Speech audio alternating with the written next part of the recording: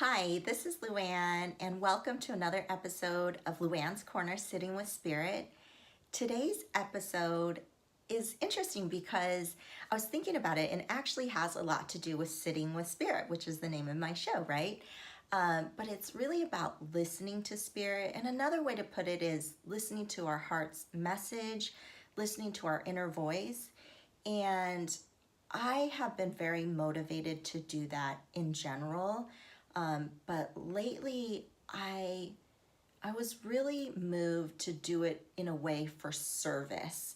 I always try to listen to spirit when I meditate. I try to download whatever messages are coming through.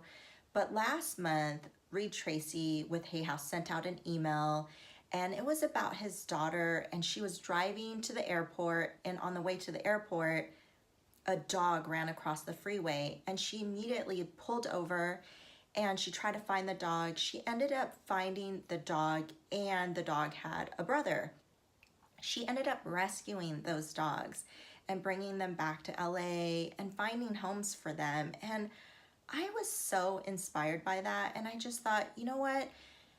I try to listen to spirit all the time, but for me, it really came to me that I really want to listen to spirit more in terms of service. And one of my blocks, one of the things that came forward to me when I was reading this article and then discussing it with people was that I love to help homeless people on a one-to-one basis, right?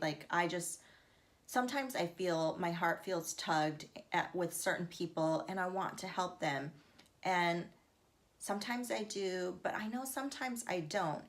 And I've discovered that one of the reasons why I don't is because I worry about what other people think, and I don't help sometimes if it's going to draw attention to me. I don't want to draw any attention to myself. And I think it's because I'm worried about what other people think. So then sometimes I don't do what I feel like my heart is telling me to do.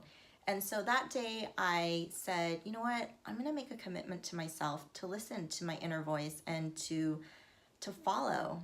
And so I did that. And just before I go on, sometimes people will ask me, how do I know the difference between spirit speaking to me, my inner voice, and my ego?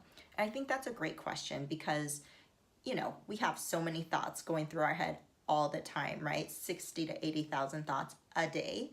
So how do you decipher which thoughts are from spirit and which thoughts are from ego? And one of the best ways for me is I always find that when spirit is speaking to me, it's very calm and reassuring and just comforting when spirit speaks to me.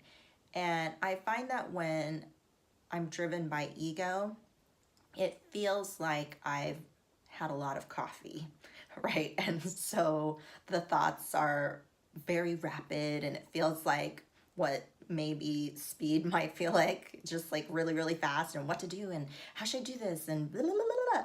And so that is my gauge. And even sometimes when I get messages, like for instance, in March, I think it was March, I did the Jesus series, and I kind of got that message from spirit, like, oh, do a Jesus series. And I was like, yeah, I don't really want to do that. No. And spirit always speaks in a manner of, it's going to be okay. It's going to be great. And so I did go ahead and do that. But when ego speaks, it just really feels like an adrenaline rush, like constantly. At least that's how it feels to me. That's how I answer people. Your head is kind of spinning, whereas when spirit speaks, it's very calm. And it's just reassuring and continues to go. Like, no, it's okay. We'll do it. And then great job. And it's just so calm. That's the only way I can really put it. So I thought I would share to you one of the things that I decided, and I already told you that one of the things is helping homeless people whenever I feel called to do it.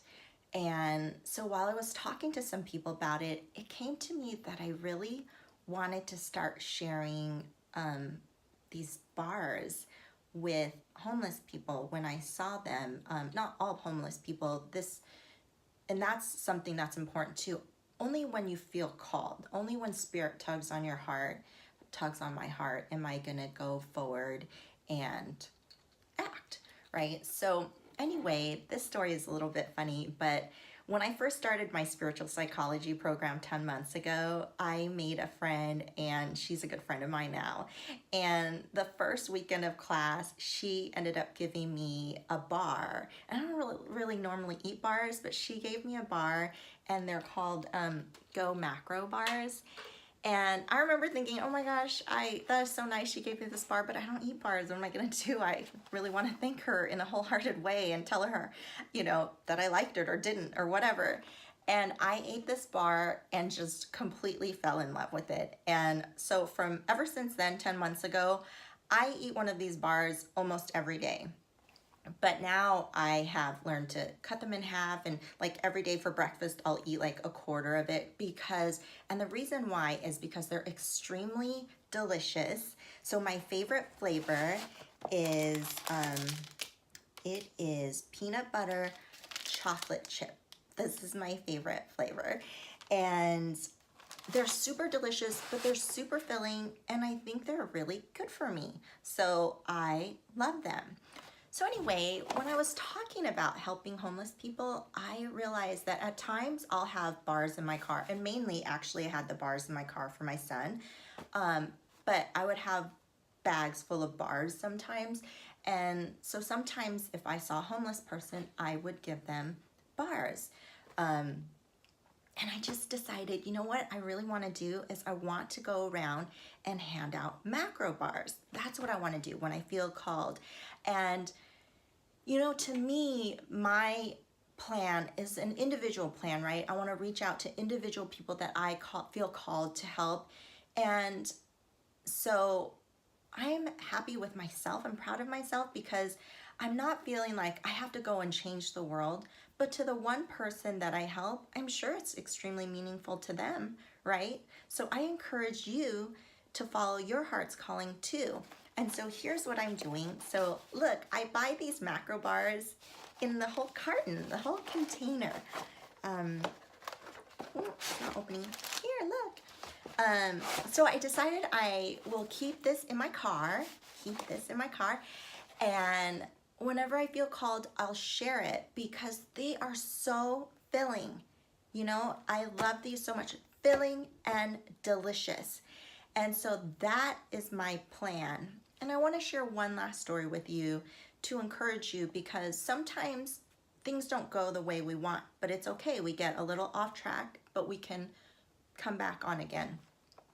So last weekend, my family and I went to the desert, and on our way home, we stopped at a gas station to get ice. And so when I went into the gas station, I asked the man at the front, I said, do you have any ice? He said, yes, it's in the back corner. So I went and got the ice, and when I was paying, a man came in and asked, this got my attention because the man came in and said, can I get some ice? Which is almost the exact same question I asked.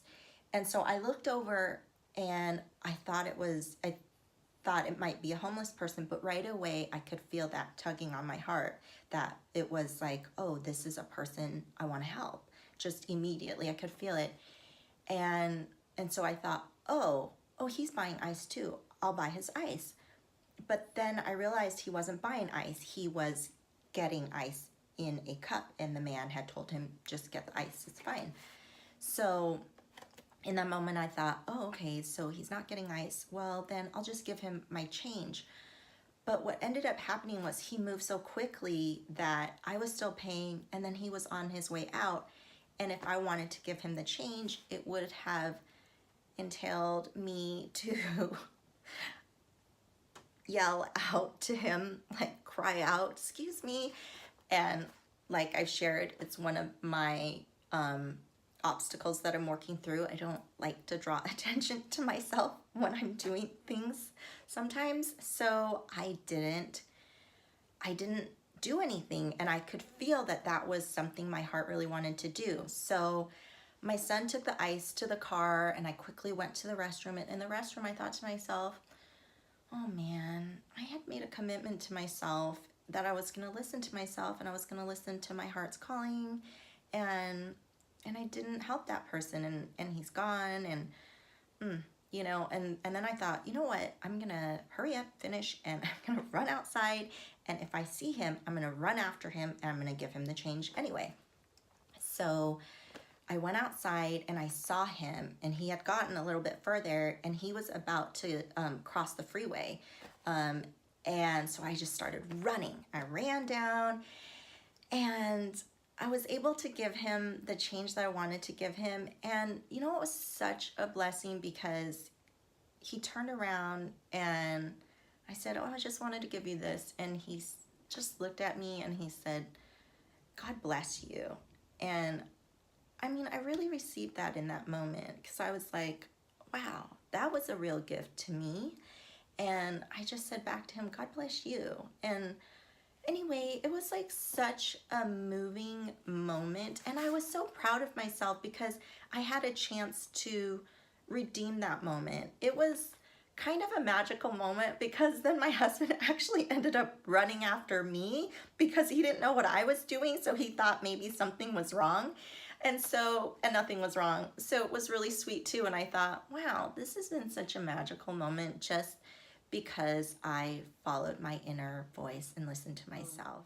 I just encourage you to listen to your heart's calling, to your heart's message, even though sometimes there will be some challenges along the way. Like for me, I worry about drawing attention and worry about what other people think. But I'm working on that, and I was kind with myself, and I gave myself a second chance, and maybe I wouldn't have gotten it done that last time, and that's okay too.